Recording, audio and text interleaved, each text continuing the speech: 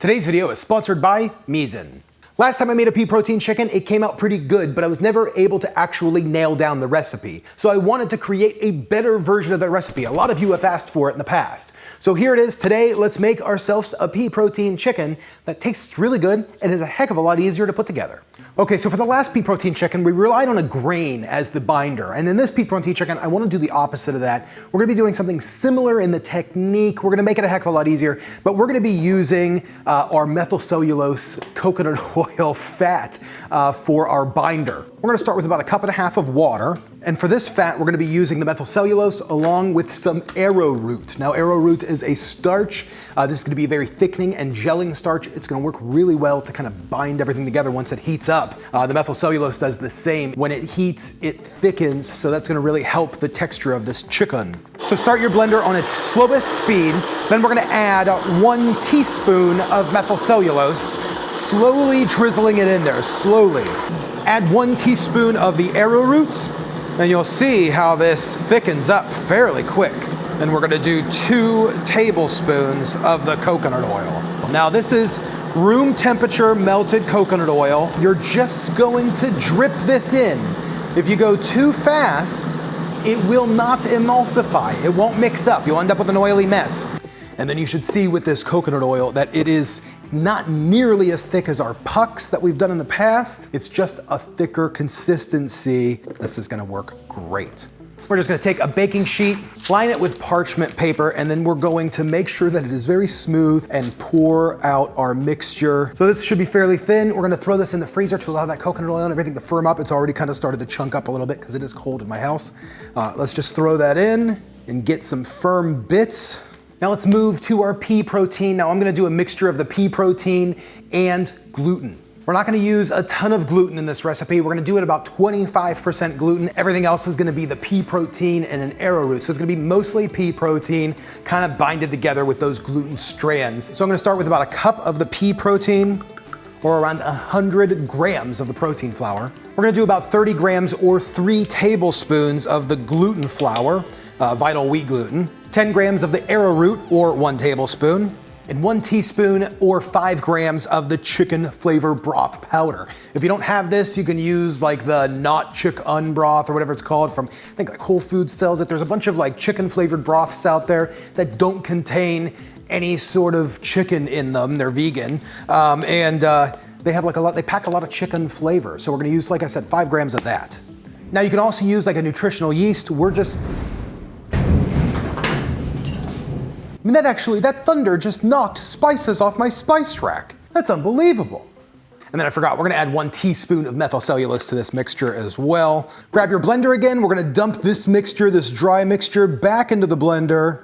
And then all we're gonna do again is we're gonna start with about 1/2 cup of water in the blender with the dry mixture. Give it a blend on like a high speed. We need to kind of get this together until it's just like how we made our gluten steak to where it was like a crumbly steak. We want to do the same thing here.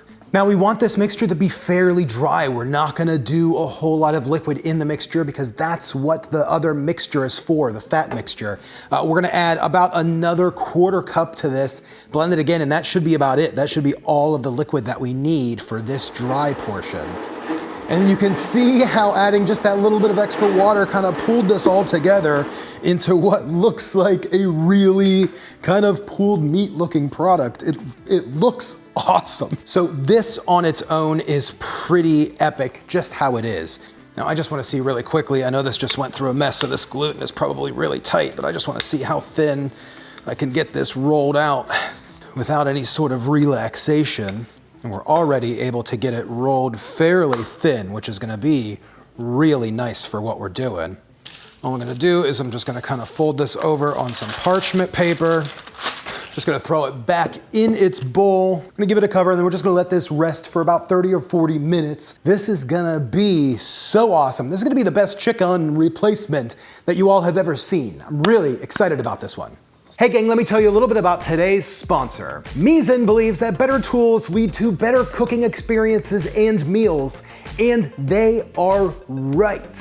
They started their journey creating their chef's knife, which I love. I love this thing. And now they have sent me their stainless skillet. Look at this thing, it's beautiful. One of those better experiences in cooking is when you can find a skillet that can retain and evenly heat. Misen made their skillets with the perfect blend of metals and thickness to do just that. This skillet is incredible. I absolutely love cooking in it, and it has made me trust my skillet again. It's safe up to 500 degrees, and it is the best value because it's made out of the same materials as the competition, but sells for less than half the price. So make sure you head over to misen.com/SauceStache for 20% off your first order. That is misen.com/SauceStache for 20% off that first order of amazing cookware. Misen, thank you for sponsoring today's video. I am loving your cookware. Okay, it's been a little bit over half an hour. This has had time to rest. Those gluten strands have been able to kind of rest up. We should be able to get this rolled out just a bit thinner, hopefully quite a bit thinner. So we're just gonna coat this just really lightly with a little bit of that starch. Should kind of help us get this just a bit thinner, and just on one side, just on the table side. So at this point, I'm pretty happy with what we got. This looks really awesome. And then our coconut oil mixture looks pretty good. Half of it's the thickness that we want, the other half is too thick. It's okay, we're not using all of this. And what we're gonna be doing is just laying these paper thin pieces across the base, not covering it entirely. I'm just gonna cut kind of a large piece and then just bring down and overlap and then press together. Same thing, grab your thin pieces, layer up. If you've noticed in a lot of my videos lately, I've been doing these like layering methods. So now we have our layered seitan chicken. I'm gonna flip this over, get it onto a piece of parchment paper here. We're going to tightly wrap these up, tight as we can get, pressing as firm as we can get. You're killing me with the back.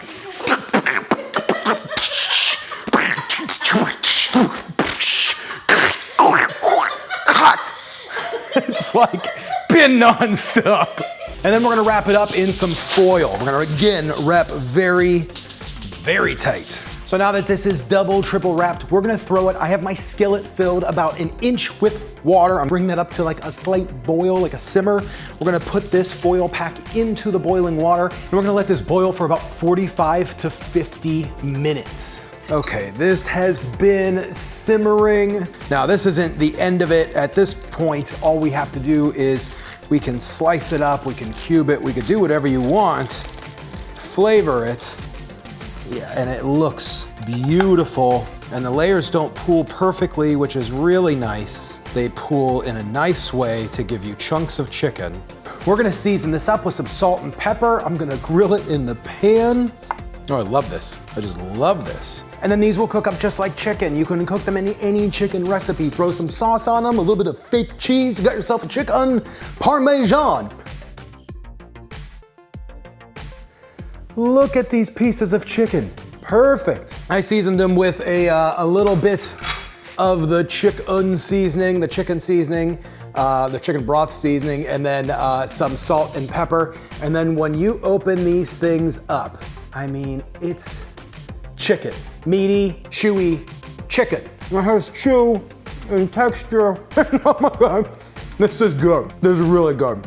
Here it is, baby, pick up your piece of chicken. Are you going with a big piece? Cheers. Chicken nugget. Right? This is really good. Like the best fake chicken I've ever had. Honestly. I'm serious. Like it's the best. It's hard to find a really good fake chicken. Like you've made the best. You should be in grocery stores. I want to just keep eating this. Thanks Misen for sponsoring today's video. I love this stainless skillet. It is just wildly good. That thing heats all the way around. Well, let's just finish this chicken. Okay. And then we're gonna go vote.